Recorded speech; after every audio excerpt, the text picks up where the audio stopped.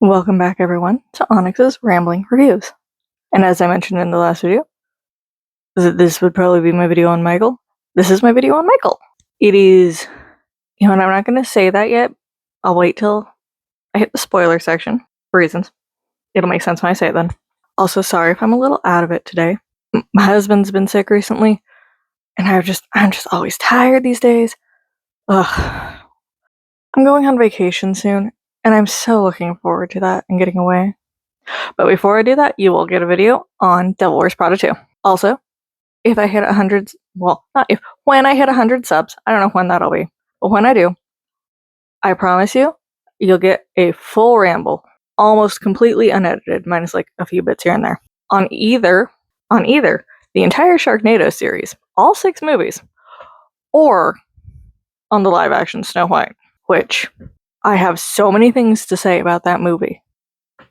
Not the point of this video, just letting you know, when I hit 100, you're going to get 1 or 2 videos. Maybe both, we'll see how I'm feeling at that time. But on to Michael. Also, this is the closest thing that I had to a jacket similar to one of the ones that he wore in the movie. I thought I had more of a Ringmaster type jacket, but I can't find it, so we're going with this. Ignore like the skeleton things on the side. I definitely got this at Spirit Halloween, and I love it. I also used to have a fedora, and I couldn't find it. And I couldn't find one at Walmart. I'm sad about that. On to the movie. And what we're going to talk about. Now, here's the thing. This movie is doing poorly on Rotten Tomatoes in terms of the critic score. And in a way, I understand where they're coming from. Now, the audience are loving this movie. It's a good movie if you don't look at it from certain points. Such as, where are the rest of his siblings? Where are certain people? Certain things that happened in his life, etc. Some of the more controversial stuff. Which I do think, with when the movie, like timeline-wise, when the movie ends, a lot more of the controversial stuff I think happened later in life, not during the years that were shown in the movie. But that still doesn't excuse leaving out Janet and the other. I feel bad. I don't know the Jackson family that well. I do know Janet not in the movie. According to LaToya, she politely declined to be in the movie, and we'll see what happens with that later on. But that is definitely a big person missing from his life. There are some other people missing that apparently have some big influence in his formative years. Diana Ross, Sheryl Crow was mentioned in an article that I read, and I'm taking all these articles that I read with a grain of salt because it's really hard to trust anything on the internet these days. I also think maybe some of these things did happen not during the years that were shown in the movie, so that's why they're not there, or they couldn't get, or they just didn't want to show them for certain reasons. There's a lot of controversy around this man later in life, and I understand why, and the movie definitely doesn't touch on it. We'll see what it does in the future. Alright, I'm just gonna say so. It ends with his story will continue, or his story continues. There's probably going to be a sequel, which makes it really uncomfortable that Janet wasn't in the first one. So we'll see if they bring her in for the second movie somehow or not. But I get the feeling it'd be really awkward to do certain notes on his life without her there. So we'll see. They did have LaToya in there, but she was also an executive producer, which probably helps that she got herself into the movie. There were also, I think, there was 1 or 2 other sisters, and then a half sister that wasn't portrayed, and his younger brother Randy was not in the film. And I think family-wise, that might have been everybody that was missing, but I could be wrong. They also didn't touch on the fact that the family is Jehovah's Witnesses. I don't want to talk about religion that much. Look, if you got your beliefs, I'm proud of you. Don't force them on other people, but I respect that you have something that you can find peace in. It's just not for me. That's my take on religion. I'm not going to touch on the Jehovah's Witnessing. So there's that controversy that was left out of the movie. Some other stuff that was left out. Some relationships that were left out. But excluding all that, like what was left out for one reason or another that I can't get into because I don't know the behind the scenes on that, I thought it was a very well done movie. It was a good, the cinematography was good. I enjoyed it. Also, the Rotten Tomatoes score for the audience is like 97. So like, this is definitely a wide gap between critic and audience rating here. I personally gave the movie 4 stars. My husband wasn't with me, he was sick. So I saw this by myself, so this is fully my opinion here. He has no influence on this one. Sometimes he influences my score a little bit, but not this time. No, I liked it. I didn't really grow up with Michael Jackson, his music or anything. Like, I know the music. I know some of it. I don't know a lot of it, but I do know some of it, and I enjoy it. It's good music. He's a great artist. And the closest thing for set dressing that I could come up with for today, I have Freddie Mercury here, David Bowie CD, and Joan Jett. I did look for a Michael Jackson CD.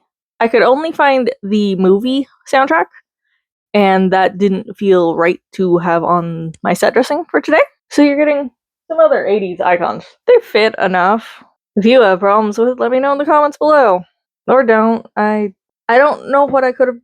I guess I could have tried harder, but I also only had like a few days to look, and I've been very busy. Again, not the point here, not the point. Back to the movie. We got it 4 stars. It was very good. The music, the sound was great. The sound was great. I saw this in IMAX, so definitely the best sound that I could have had in a theater for where I'm at. I think Dolby theaters might be a little better. I'm not sure if they're better on sound or not, actually. IMAX might have the best sound. I'll look into that and let you know in a future video. But that's not important right now. What's important is I saw the movie and I'm going to talk about it. Now let's talk about who they cast for some of these roles. We had Giuliano Valdin as young Michael, and it said introducing when the credits were rolling, so this was his first big role.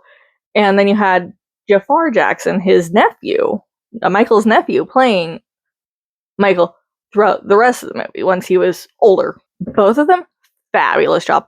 They both sound fabulous. Their voices are great. I was blown away by their performances in terms of vocals. Brilliant. If you're gonna cast a Michael Jackson, you gotta cast somebody who can sing. Am I wrong? No. You have to cast somebody who can sing. Also, the makeup department did great. Also, being the nephew, he has more of the familial resemblance to Michael as is. So that's cool. No, but they were great. I thought they did fabulous. Love them. You had Kendrick Sampson as Quincy Jones, when I wrote his name down, I expected him to be in the movie more. He wasn't in the movie as much as I expected him to be, but I did like him. He was very chill. He's definitely in Michael's corner. Now, I gotta turn. We also have Nia Long, who plays Katherine Jackson, Michael's mom. There is a moment during this film where she does something, and I'll talk about this more in depth once I get into the recap part of the video. But there's a point where she says something, and the entire, like, a good chunk of the audience in the theater started clapping and applauding for her. I did too. It was a good moment. I loved it. Also, she's a sweet, she's portraying who I assume is a sweetheart. Again, I don't know much about the Jackson family, so it's really hard to talk about people portraying real people and when you don't know much about them. And I try not to get into parasocial relationship kind of vibes, because these are real people. They have real lives. Just because I know what their persona is like on screen or something doesn't mean I actually know anything about them. Michael's mom, in the movie, she's a sweetheart, and Nia did a great job. I loved her. Then you have Coleman Domingo playing Joseph Jackson, the father. Oh, do I have feelings about this man. Oh, do I have feelings about this man. I have a note in here that is repeated at least 5 times, I think. And this is where I'm going to have to learn how to censor myself. I wrote this at least 5 times in my notes as I watched this movie. Joseph. He is a horrible father. At least to Michael. We don't really see him interacting with the other brothers that much. We don't really see much of the rest of the family. Like, we see the mom a lot, we see the dad a lot, we see Michael a lot. His brothers and LaToya are there, and that's about it. They're there. They're mostly just, sometimes it mostly just feels like they're there for set dressing than they are as actual people. Which is sad, because the Jackson 5, when Michael started with the Jackson 5 with his brothers, that it was just all of them. So not focusing on them, at least in the beginning, feels rude. Oh. But Coleman Domingo, he did a fabulous job making me hate this man. So much hatred for this man. But Coleman Domingo, fabulous job. I think he was great. You have Miles Teller as John Branca, a lawyer. I definitely didn't realize it was Miles Teller at first. I thought it was the guy from 2012, I think. Yeah, 2012. He definitely looks like that. It's kind of insane, but he's good. He's fun. He's nice. And finally, the last person who I'm going to note here is Kylan Durrell Jones, who plays Bill. He plays Bill, who is definitely one of my favorite characters in this movie. He's definitely there for Michael. He's in his corner, but he also understands why Michael's hesitant to do certain things, and he's still there to support him. He's just a good friend to Michael, even though he is his security guard. Those are the people that I noted in terms of the acting. Now, I think Jafar and Giuliano, as both young and older versions of Michael, fabulous job. They did great. Again, I don't really want to touch on too much of the controversy because I don't know much about it, and that wasn't. I think most of that took place in the years that were not shown in this movie. I'm not sure on this fact. Feel free to correct me in the comments if I'm wrong. I do think it is wrong to not include all of the family members, though if one of them did request not to be in the film or have their representation in the film, that is different. Like, when the family member is around to still consent for this fact, like Janet is, then you have the controversy with the religion, but look, in this day and age, I don't think there's many religions out there that don't have controversy around them. Maybe Buddhism? I don't hear anything about Buddhism these days. People just let them chill as far as I know. I could be very wrong about that. Taoism? I don't know if that's still around. It might be. Is that a religion or is that just... I don't know. Hinduism, maybe? There's definitely some religions out there that people are just kind of like, yeah, I want to exist, and then we just move on. But then you have the big ones that everybody talks about, and it's just... There's a reason I try not to be religious these days. But I'm not gonna condemn or trash on anybody who is strong in their religion and their beliefs. As long as, I'm happy. I truly, from the bottom of my heart, I'm happy you have something that you can believe in and that you can find solace in when you need it, and that you have that community there for you. That's great. Don't go forcing it on other people, and we'll be good. Like, if somebody shows interest, feel free to just go on. If you're just trying to force it on somebody because of how they look or something they've done or something like that, that's not the right way. Man, that ain't the right way. If they want to learn about your religion, they will. They'll show interest. But if they have no interest, don't make them do it. It's not okay.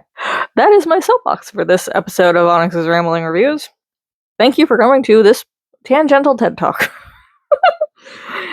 Yeah, I don't know where I'm going with that. We're just gonna get into the actual movie now. So, as always, spoiler alert. Let's get into it. So we start off with, we don't see Michael's face yet. We just see his feet. We see, up to about his midriff, neck down, maybe? Yeah, I'm gonna say neck down. As he's walking to stage, and you can hear the crowd going wild as he's backstage. And that jacket, oh, I kill for that jacket.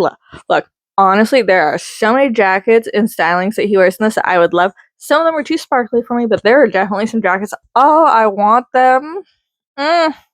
Styling was great. So now we're flashing back. It is 1966, I think. Kind of missed what year flashback to. I think it was 66. I will edit in the right year if I am wrong on that. Yeah, we are in Gary, Indiana, which is completely unrelated.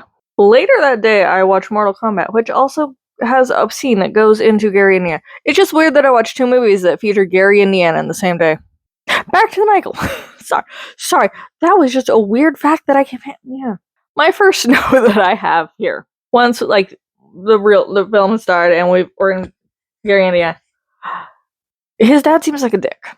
That was a very good call on my part. I hate that man. So he's rehearsing, the boys, they're rehearsing. Michael does not do well with making eye contact with his dad while performing. And Joseph does not like this. He keeps yelling at Michael, eye contact, right here, look at me. And Michael looked at him for a second or two before looking away again. He can sing, he can dance. Boy, I don't need to keep making eye contact. As long as, look, honestly, eye contact's important, but you also have, the other brothers there who could be making eye contact. And, you also have the other brothers there who are making eye contact, helping to distract from the fact that Michael isn't. Sure, Michael's the one who's doing most of the singing. Still, let him do what he wants. So we see them rehearsing, and then it's dinner time, and Michael is not eating. He's playing with food. He makes a little smiley face with his food, and the dad's just like, "Do you want to work? Do you want to grow up and work in the steel mill like me?" And everybody's just like, "No, sir." They do want to perform, but also these are also children, so keep that in mind. After he hears that from his kids that yes, they want to perform and they don't want to end up like him working in the steel mill. He says, "Okay, I've booked some gigs. They got school tomorrow. I don't know how often they were pulled out of school to go perform. School's important, but also I guess with a talent like they have, you want to nurture that early and get that out there." So I don't agree with how Joseph went about everything that he did. I definitely don't agree with that. But I kind of understand where he's coming from right now in terms of wanting the best for his boys and getting that name, the family name, the Jackson 5, all that, getting that out there, getting them known. Now, I know this is like the 60s, 70s. Right now it's the 60s. Things were different back then. I understand this. I didn't grow up in the 60s. If I did, damn, I'd look great if I was born in the 60s. I'm a 90s kid. I understand things were different back then. I don't think they were different enough that they would let children perform in a club, but I might be wrong on that, considering one of the first gigs that we're showing them doing is in a club. Michael's like 8, 10, somewhere in there. During an interview, right before he's about to do the interview, he's asked, "How old are you?" And he says 10, and he's like, "Nah, you're 8. That it's not really important," but he's like 10, and he's performing in these clubs, and it just, man, I kind of wish we could go back to those days for kids, because I feel like kids back then had a better childhood growing up. They weren't afraid of getting filmed by everybody everywhere, and always very conscious of what they're doing in public, because we didn't have video recording to the same extent that we do now. But also, there were definitely some more lax rules back then that shouldn't have been as lax as there. People are throwing coins at them while they're on stage performing, like quarters, nickels, dimes. I don't know if that's a thing that normally happened. Maybe it was. Good way for them to earn tips, I guess. I don't know. I made a note of that. I don't know why it happened, but yep, it did. So they get home, and it's late. It's probably like, I don't know, probably 10, 11 at night. I don't actually. It's dark out. They get home, and Michael wants to go to bed. They got school in the morning. The mom even said, Catherine even says this, and she's like, "They got school, honey. They don't need rehearsed." Joseph, he makes them rehearse. Michael says no. He wants to go to bed. He wants to go sleep. He wants to go rest. He just performed. He thought they did good. I thought they did good. Apparently not, according to the father, who then proceeds to take off his belt and beat Michael with it. He hits Michael over the clothes with the belt, which it's a little better because it's not going to scar as much. It's not going to hurt as much as if it was just on bare skin. But I still don't agree with it, especially for a kid who just wants to go to bed. Just let the kid sleep. You can rehearse tomorrow. Joseph. Also, all the kids call their dad Joseph. Nobody calls him dad or father. As far as I'm concerned, that says a lot about the type of father he was. He wasn't there to be a loving, caring father. He is there to be a manager. He is not there to be part of his kids' lives in terms of raising them. He sees them as moneymakers, not as his kids, in my opinion. And I don't think that's right. I don't like him. But later that night, we see Michael's in bed. It is a triple bunk bed, which is space efficient if you have tall ceilings or you have short kids. Otherwise, I don't think that's a good out of the three. Like, if you don't have tall ceilings or short kids, they don't got a lot of space in those beds. But the worst part about this scene for me, it's not the triple bunk, because that was actually kind of cool to me. No, Michael said he wanted to go to bed. He was tired. His other two brothers are asleep beneath him. I don't know who else is in this room asleep. We only see this one bed. He is in the top bunk, under the sheets. At least he's in the top bunk here. Again, I don't know who else is in this room. He has a flashlight on. He is reading out loud to himself. Boy, you said you wanted to go to bed, and now you're trying to keep everybody else up by reading out loud in bed? If I was one of his brothers, I'd be like, "Bro, you said you want to go to sleep. Go to sleep." I would take that book and I would toss it. That's just rude. And then we're seeing this movie has a lot of montages. I will say that most of them are done over songs that are very not infamous, very famous and very important to Michael and everything there. So yeah, there's a lot of montages in this movie. So this is probably gonna be a little bit shorter than usual. Maybe not. I don't know. This first montage, I don't remember what song it's for, but we see them going to and from gigs, and as we see this, Michael's usually reading in the car or somewhere. He reads a lot, and I respect that. I like a reader. At one performance, I don't know where or who was performing for them or anything, there is somebody from a record label there, and they give Joseph their card. But I think they also can sense something there that Joseph does not treat these kids well. It's never come up. Nobody ever mentions how he treats them, really. But everybody, I think, kind of knows. Okay, it does come up in one bit, but we'll get there. We also see through montaging, Michael loves to dance. He'll just watch people on TV and he'll dance along with them. Yes, part of that is him, like, rehearsing, but I think he just likes to dance and sing. Good on him. Good on him. Now we're at, I think it's their first recording session. Michael struggles to remain still in the recording booth. He wants to dance while he sings. Unfortunately, those mics are very sensitive. They're probably picking up every, like, shuffly sound that he's making as he's dancing, which is coming through on the recording, and that's all they want. Damn, this kid can sing! And once they get him to stand still, or at least keep his feet still, he kind of still wiggles, but his feet remain still.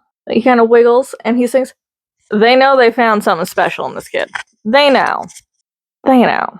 Michael this is slightly after the recording session. It's probably that same day or something. I don't know where everybody else is, but Michael's in there alone with the producer, or the guy who does all the soundboard stuff, and he's learning, like, what all the different levels, all the different levers, buttons, all that does.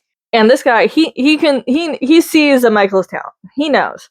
And then Joseph comes in and he's like, come on, don't waste this man's time.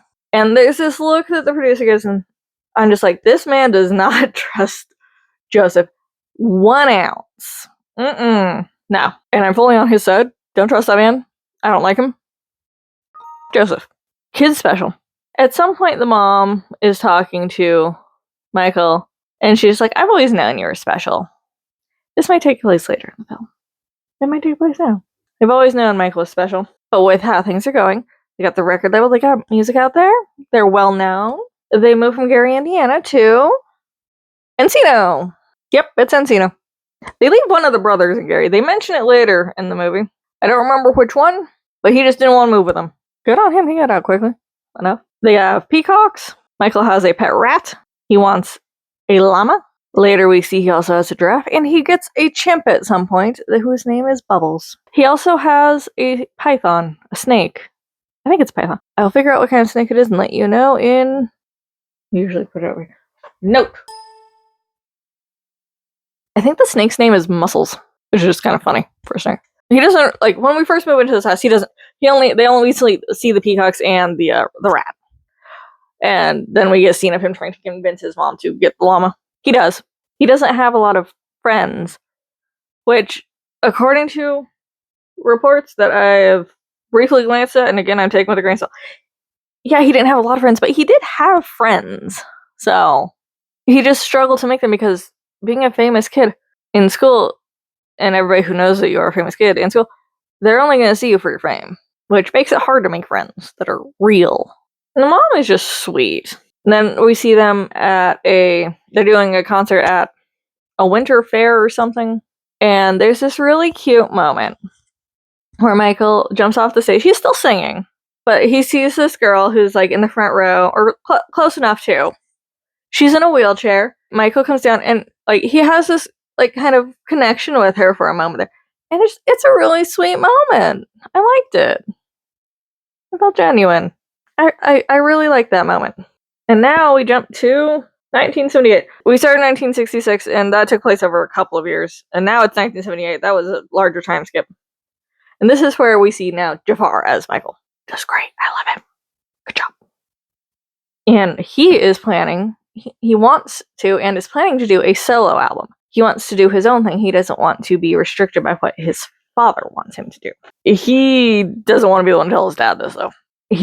I think he struggles with confrontation. The kind of man that his father is, understandable that you don't want to confront this man about certain things. Yeah. He asks the people at the record label, I think it's the people at the record label, to be the ones to tell his father this. And that it was that it was their idea for him to do a solo album, not his idea. Because he doesn't want that backlash coming back to him. The dad he's just like, sure, he can do a solo album. When I'm done with him for the day, I get him from 9 to 5. Because he's not willing to give up Michael from the Jackson 5 or the Jacksons. Because it's a family business. Without Michael, I can get into that. It's a thing. I hate his father. We do find out he did get that llama. Also, he goes and visits kids in the hospital. And I think that's sweet. I think that's sweet, going to visit, kids. It makes them feel better. Like, those kids deserve happiness too. Just because they're stuck in a hospital doesn't mean we should forget about them. No, he just seems like a nice guy right now. Not getting into some of the controversy. Right now, he just seems like a nice guy. A little awkward. A little socially inept. But aren't we all a little bit? I know I am. He gets so much fan mail also. Like, the solo album comes out. This man is getting bags upon bags upon bags of fan mail. Like, it's insane. I don't know if it's realistic how much they're actually showing. That might have been true. Also, the fact that his address is public knowledge. There's so many people just, like, screaming outside of, like, the gate of his house. That's terrifying. But they must have decent security because nobody gets in. So, as far as I know. And this is when he gets the pet chimp. Bubbles. He does get him. He rescues him from, like, one of those testing facilities. So he didn't just randomly go buy a chimp. He, like, he got this chimp from people who rescue animals from being tested on. And that's good. Don't do that to animals. Don't hurt them. So he's talking to us. He's showing him one of his favorite storybooks. And it is Peter Pan. And he's just like, I go to Neverland a lot. And I think he just does that to get away from the stress of his father and working. I don't think he struggles working with his brothers. I think they get along fine. Like, they're a little bit more socially adept, a little more socially aware, and all that. None of them seem mean to Michael. Nobody seems mean, except for his father. Nobody seems mean to him. They all seem very nice. I think they'll realize he's a little different, but that's okay. He's showing him the book about Peter Pan, and he flips to one of his favorite pages, where it's showing Peter Pan, you have Tinkerbell there, and you have a shadow. And the image of Peter Pan in the book that he's using is a very effeminate-looking young boy. If you just took the face and you put it on a female body, I don't think you'd realize that the head face came from a male body. It's very feminine, and that's okay. Lean into your androgyny. Hell yeah. Own that shit. Be who you want to be and own it. Don't give a shit what other people say. You are you. You are beautiful. Don't let anybody tell you otherwise. You're beautiful the way you are. I say this as I'm about to talk about Michael deciding to get a nose job. I'm about to say, don't change anything about yourself. Only change things about yourself if you're doing it for you, not for anybody else. Don't change yourself for other people. Be who you want to be, and if you feel like you need to change something about who you are to make yourself feel better about yourself, but not because anybody made you feel worse about yourself, but because this is what you want for yourself, go for it. But if you're changing something about yourself because somebody else got that idea in your head that you need to change this about yourself to make yourself better for the world, they're wrong. Just be yourself, man. And then Michael, he looks at that image of Peter Pan, and then he goes to get a nose job. And we know he had some facial surgery, and there's a bunch of other things about his image that change over time. It is stated at one point that he has some skin condition where the pigment in his skin color is not great. He doesn't have a lot of, I think it's melanin? Is that what it is? In his skin? It's like, and so he has patches of lighter skin on. We only see it on his hand right here. And I know this is a real thing. I have actually seen, well, not in person, but I know. I used to watch America's Next Top Model a lot, and there was a couple girls on that show before who had this condition. It's cool. Honestly, I think it's cool. Own it. Be proud. You're unique. You're special. To look like that, that is awesome. Now, I will say maybe finding makeup's probably a bitch, because especially if you have weird patches, to even that, oh, okay, that might be rough. I'm sorry for that. At least foundation-wise. But damn, no, don't try to cover that. That's cool. I think that's cool. I'm just so white. I turn pink in the summer, sometimes red, and then I'm white again. I do not tan. I'm just white. Yeah, no. So he gets a nose surgery, slows it down, and he comes home and he just we see as he's walking to his room, his dad comes out of his room, and he's been shaving and he's holding a straight razor. I fully expected him to take that straight razor and like injure Michael with it in the scene because of what I've seen of Joseph so far. Joseph! He doesn't do that. He definitely isn't happy with Michael getting a nose job, but it's Michael's own money. He can do what he wants with it, so can't really stop him. This is where we see a scene where there's a giraffe in the yard. It's only really mentioned one other time. Where did he get a giraffe from? The monkey, he explains. A lot of... Sure, you probably got that from a farm or something. That's not the weird thing. Where do you get a giraffe? Also, snake, not that... Big snake, a little weird, but still not that weird. Where do you get a giraffe? How'd you get the permits to keep a giraffe in Encino? Yeah, I found my first note where I said Joseph in here. I wonder how many times I say it. I might do a counter. We'll see. Michael wants freedom to do what he wants. He wants to be able to write his own songs and everything. He doesn't want to really be tied to the Jackson 5 anymore. And I think the brothers would be happy if that just ended too. That way they can go pursue their own dreams and everything. I don't know. I'm just keep being forced into it. At some point we were introduced to Bill Bray. And he is Michael's personal bodyguard. I love Bill. Bill is great. Bill is there for Michael. He's not there for Joseph. He's not there for the brothers. He's not there for Michael's mom. He's not there for LaToya. He's only there for Michael. And he is a great friend to him. He listens well. He gives good advice. Michael has this confrontation with his father and his brothers at one point. And he storms out and gets in the car with Bill, and they just drive. He doesn't know where he wants to go. Just drive. They end up going up by the Griffith Observatory in LA. So you get the shot of that, and you get the Hollywood sign in the background. Which, yeah, they probably actually went there, but also it just kind of feels like, hey, we're also in LA. We're showing you that we're in LA. You know? Oh well. No, but he's talking about how he wants his freedom. And Bill's just like, well, you could just move out. And Michael's not ready for that. And I understand that.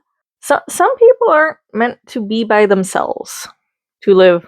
Like, he wouldn't be by himself, obviously. I think Bill would obviously come with him, and I bet you the mom would come with him. Well, no. But Bill's just like, you move out. And Michael's just like, I'm not ready for that. And Bill's just like, all right.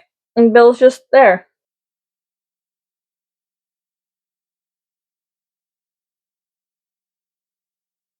Right there.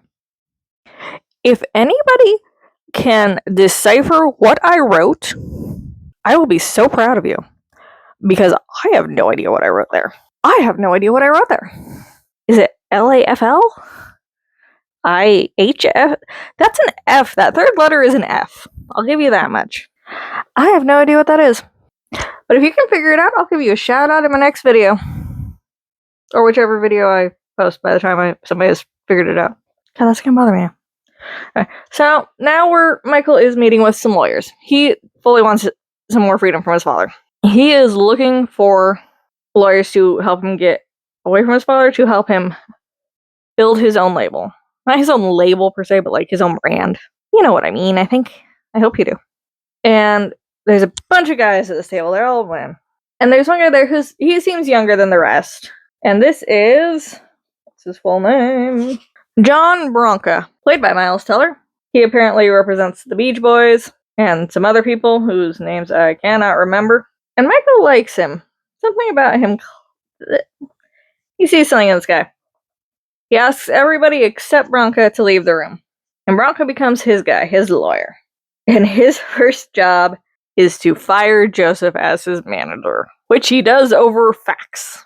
Joseph gets his fax. He is not happy that Michael fired him through a piece of paper. Okay, fair. That's kind of like getting broken up with over text, but sometimes that's the way you gotta do it. This is the scene where Catherine got the applause. And Joseph has gotten the fax from Bronco that he has been fired. And he goes to ask if she does anything about this. She doesn't, but she's proud of Michael enough.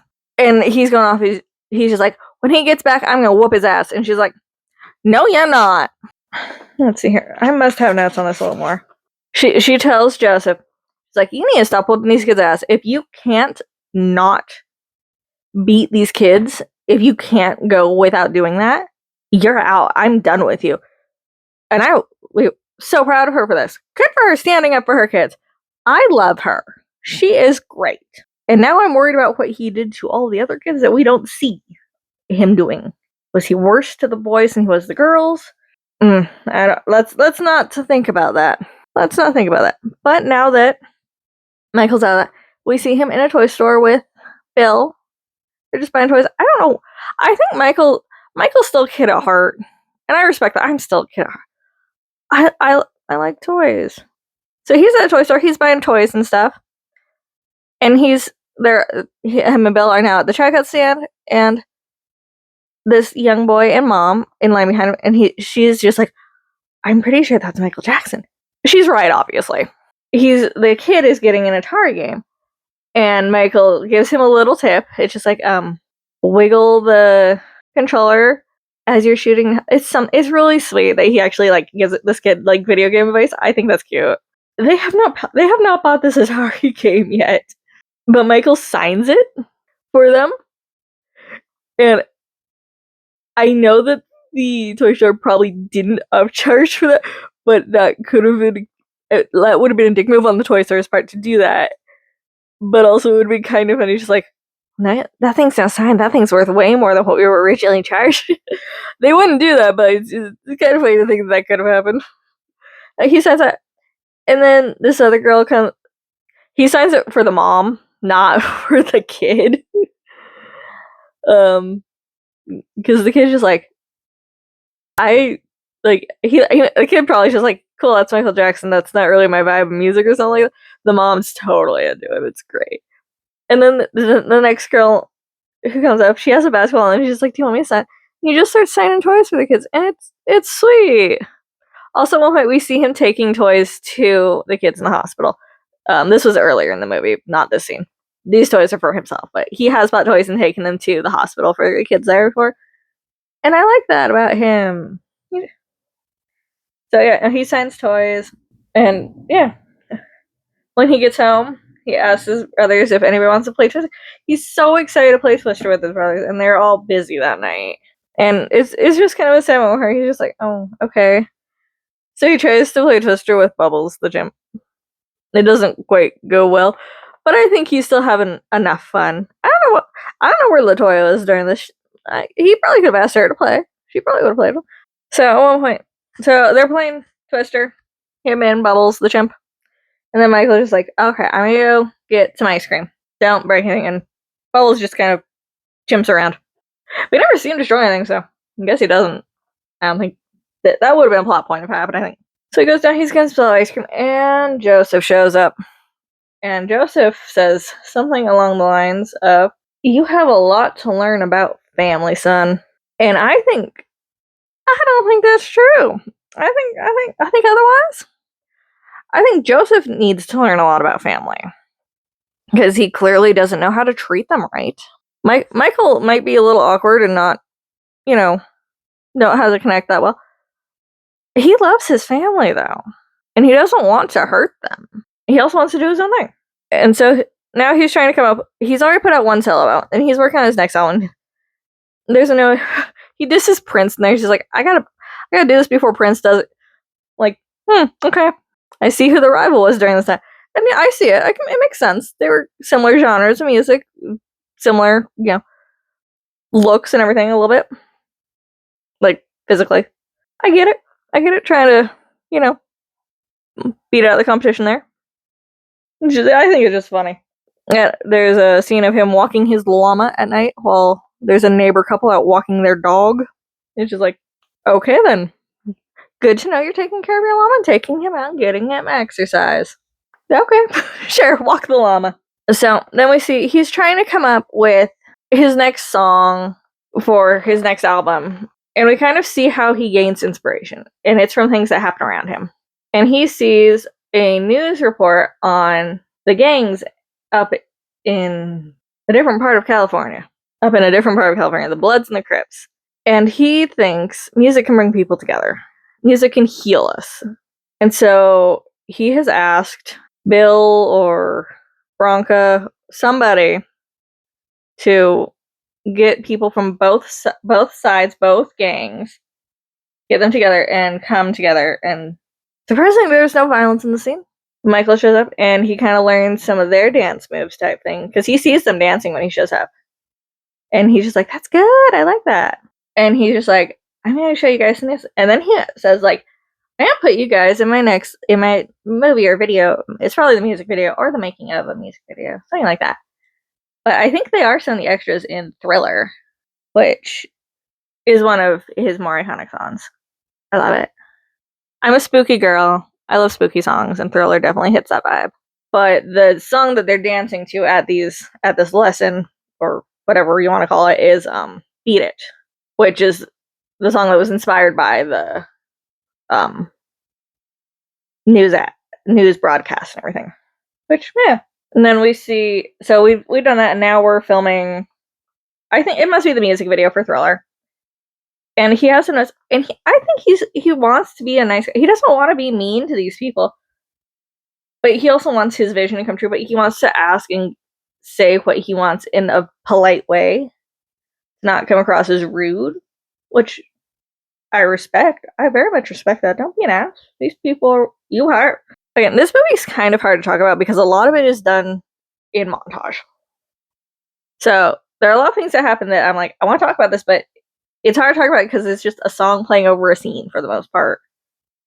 And it's hard to talk about that scene because we only have the visuals and I'm not entirely sure what's going on sometimes in terms of how it connects to everything else. We do get a scene of him and Bronca they're in New York talking to, I think, the head of the record label, it must be the head of the record label.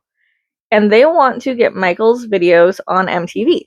And the guy is like, MTV doesn't like to play black artists. And again, this is like the 70s. Look, this day and age, we still have issues with people, race, and it's a whole thing. I don't care what color your skin is. I don't mean that as in I don't care where you came from. I respect your culture and your heritage. And I want to learn about that from you because you're going to know better than I am, or from a white person perspective.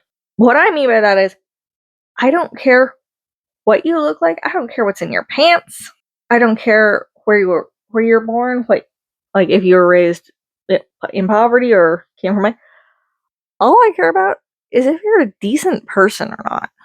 And if you can't prove to me that you're a decent person, I don't want to get to know you, no matter what you look like. Yeah, no, but back then, race thing, it was probably worse than it is now, but now it's not looking great either, so I don't know. Michael is very insistent that they get at least Billie Jean playing on MTV, if not Thriller. So the head of the record label calls up the guy from MTV.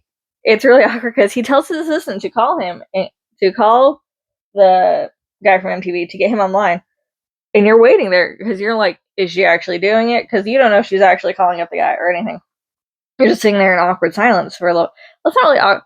It is awkward silence because he's trying to fill it with conversation. But the phone does ring, and it is the guy from MTV. And this was impressive on my part. He told the guy from MTV, just like, if you don't do this, I am going to pull all of the records artists from your ability to play them. So it's like you're gonna lose Springsteen, Cyndi Lauper, Bob Dylan, and there were a bunch of others that were listed. I don't know if they ever actually played him on MTV, or if he did pull them. Don't you? That's a thing. I have another note that says Joseph. Part of me wishes I had taken better notes on these scenes, but This is him. He is talking to a guy who sponsors fighting, like wrestling or boxing matches, and he wants him to help promote the Jackson 5 on another tour. I think it's the Victory Tour. As a family, they toured longer than I thought they did. So that's something I learned. I don't like that he's promising that Michael's gonna be there. He's not in charge. He's not Michael's manager. He's honestly, in my opinion, he's barely his father. He should have no say over what Michael does in his life. Michael is a grown-ass adult. I'm sorry, but the fact that Michael even agrees to go on the tour and everything is insane. And they're sponsored by Pepsi. And they're rehearsing a video or something for Pepsi, I guess. Pepsi gets brought up in there. I'm more of a Coke person myself. When I drink soda, it's actually just generally Sprite. If that, I like water. But no. As they're rehearsing this or, doing another take of this music video, something goes wrong with the pyro or the lights or something, and Michael's hair catches on fire. And this is something that I think was over dramatized in the movie compared to what happened in real life.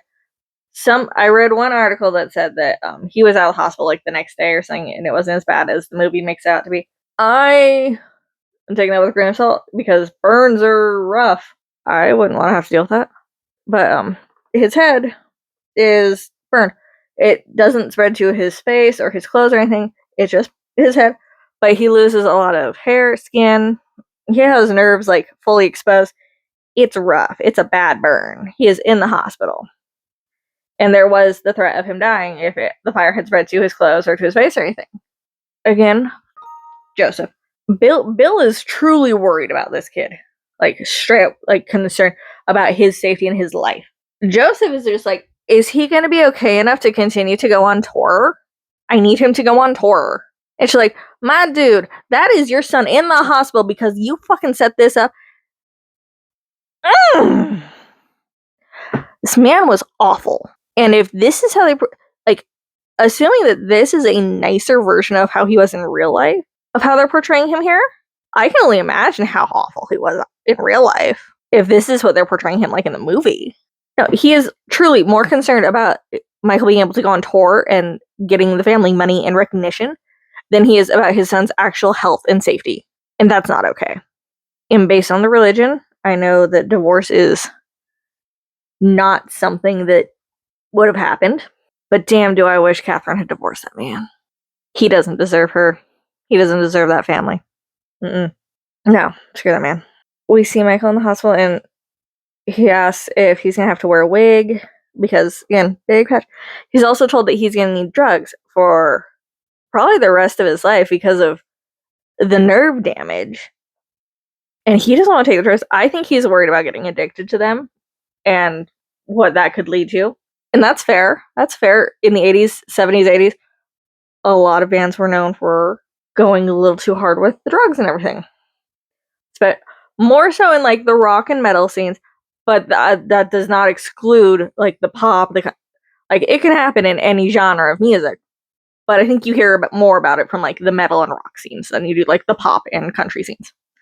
But so, I can understand that why he wouldn't want them. He doesn't want to become addicted and rely on them.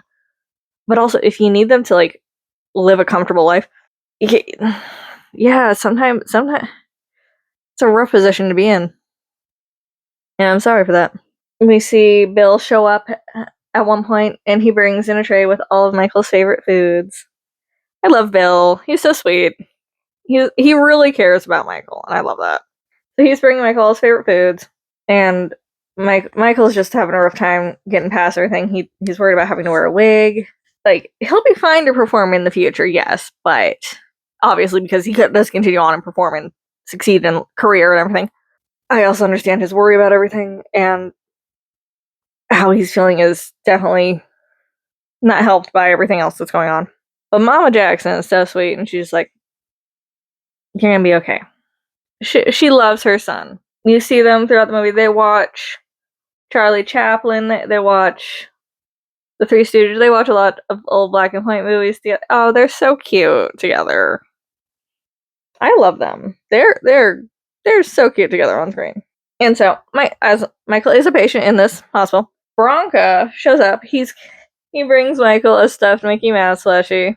I love it because Michael, he loves Pinocchio. He loves Peter Pan. He is such a kid at heart, and I love that so much.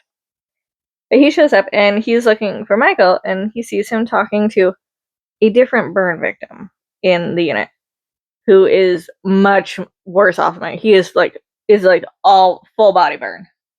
And Michael's in there talking to him, trying to make him feel better. And even while he's a patient, he's still trying to help other people feel better. And like, that's sweet. That's cute. He wants people to be good. He does get out of the hospital. He's fine. And he agrees to finish off at least, I think, the North American part of the tour with his brothers. Joseph is already like, we're gonna go world tour, Paris, London, so on and so forth. On the last show, I think it's in LA, Michael announces on stage that this is their last tour, their last show. He does it on stage to everyone in a way that Joseph cannot contradict without looking like an asshole, which he is. I hate that man. So much hatred for that man. But I respect what Michael did there so much. And he walks off stage after introducing his brothers and all the band and everything. He leaves. He walks off stage on the on this stage you have Joseph. He's standing. He's watching. He sees Michael. He sees and hears Michael announce that this is their last tour. Michael walks off this way, and then he goes. And Joseph tries to catch up with him. And she's like, "What'd you do? Why'd you say that?" And Michael's just like, "I'm gonna do my own thing now. I'm done with you." And Joseph doesn't like that, but Bill stops him from going after him. I truly thought he was gonna push Bill out of the way and punch Michael out, because that is the kind of man that I just feel Joseph is. But he doesn't. Still don't like him. So much hatred for that man. I did write this other note down.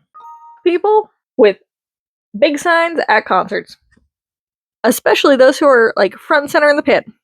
No. Do not bring a giant ass sign to a concert if you're going to stand front row. You're going to block so many people's view just because you want your little sign to be read. Just bring if you're going to be front and center, you can bring a normal size sheet of paper and they're going to be able to read it from the stage. You can bring the giant poster if you're going to stand at the back of the pit where you're not going to block anybody's view. But also, just in general, don't do that. Don't do that. Also, you have to carry that around. That's just awkward. My God, no, don't do that. Don't be that guy. And now we're back to that first scene that we were shown of Michael walking to a stage with the crowd chanting his name with that really cool jacket. It's great. It's a great jacket. He has the longer hair now. I know what that note said, so I'll know if any of you get it right. It's not an F. It is not a letter F. I'll say that much. So now that I know what it is, you'll definitely get a call out, a shout out in the next video, if you get it right. But I now know what it says. I'm smart. It is now a different year. It is 1988. I just zoned out from it, I'm sorry. It's now 1988. Michael's doing his own show, his own tour now. He's doing his own thing. And we see at the end of that concert, everybody comes in to congratulate him. Joseph says something and just ruins the whole moment. I don't know what it was. I don't care to remember. I do not like that man and I want him gone. But his brothers, his mom and sister, everyone's so proud of him. Joseph only sees the money that he can get out of his son. It's not okay. And then the movie's over. It's done. But we might get a sequel. I hope we get a sequel. I'd like to see the next part of his life is the more controversial part of his life. So we'll see. I enjoyed it. I understand there's a lot of controversy around Michael Jackson later in life. But I think his earlier years are okay to look at from the standpoint. Like, I'm not saying his later years aren't okay to look at because it's just a different point in time. And growing up the way he did, it can't be easy to adjust properly to life. No, I thought they did a great job. Jafar was fabulous. Nia Long, Oh, she's so sweet. At least in this role, I just assume she's so sweet. Coleman Domingo, you made me hate Joseph Jackson so much. So much. You did a fabulous job. You did a fabulous job in that role, sir. I truly hated that man because of how you portrayed him in it. That was good. You did a good job with that. I don't have much more to say. I am curious on your guys' thoughts. Did you grow up with Michael Jackson? Do you have opinions on some of the controversy about Michael Jackson? What were some of your thoughts on the movie about some things that they left out and everything? Such as Janet. What do you feel about the likelihood of a sequel? And what do you think that note said? Let me know in the comments below. Like, comment, and subscribe, and I will see you in my next video. The Devil Wears Prada 2. Coming next week. Until then, bye!